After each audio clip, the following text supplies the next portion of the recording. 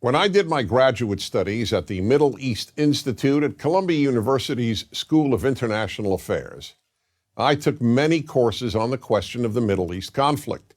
Semester after semester, we studied the Middle East conflict as if it was the most complex conflict in the world, when in fact, it is probably the easiest conflict in the world to explain. It may be the hardest to solve, but it is the easiest to explain. In a nutshell, it's this. One side wants the other side dead. Israel wants to exist as a Jewish state and to live in peace.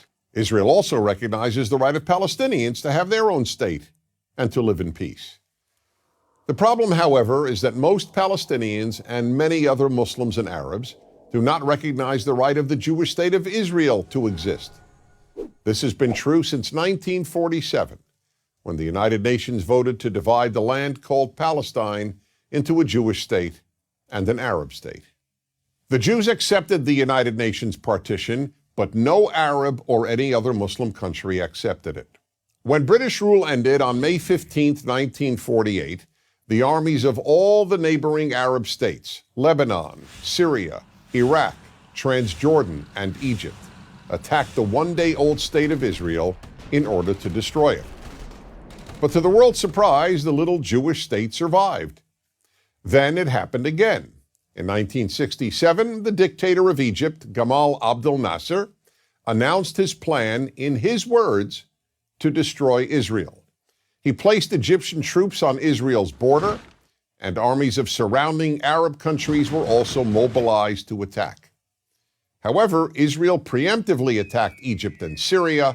Israel did not attack Jordan and begged Jordan's king not to join the war. But he did. And only because of that did Israel take control of Jordanian land, specifically the West Bank of the Jordan River. Shortly after the war, the Arab states went to Khartoum, Sudan, and announced their famous three no's: no recognition, no peace, and no negotiations. What was Israel supposed to do? Well, one thing Israel did a little more than a decade later in 1978 was to give the entire Sinai Peninsula, an area of land bigger than Israel itself and with oil, back to Egypt, because Egypt, under new leadership, signed a peace agreement with Israel. So Israel gave land for the promise of peace with Egypt, and it has always been willing to do the same thing with the Palestinians. All the Palestinians have ever had to do is recognize Israel as a Jewish state and promise to live in peace with it.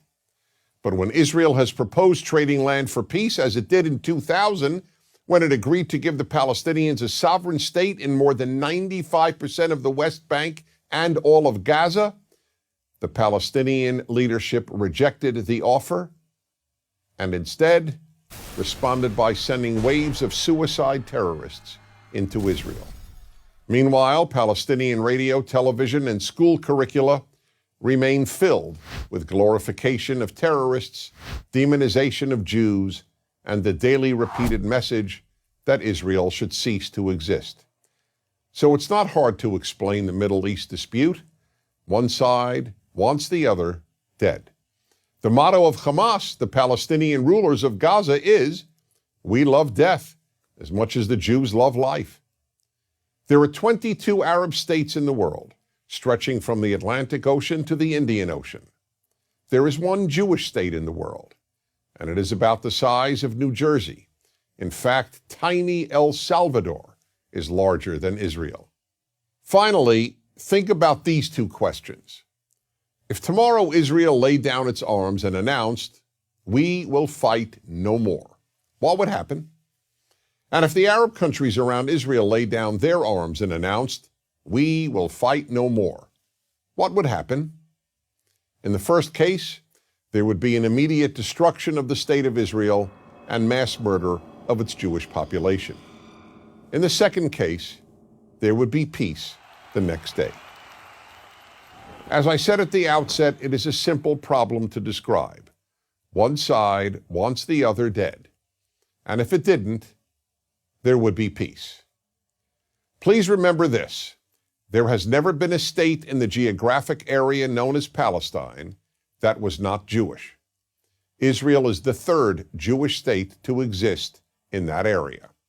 There was never an Arab state, never a Palestinian state, never a Muslim or any other state. That's the issue. Why can't the one Jewish state the size of El Salvador be allowed to exist? That is the Middle East problem. I'm Dennis Prager.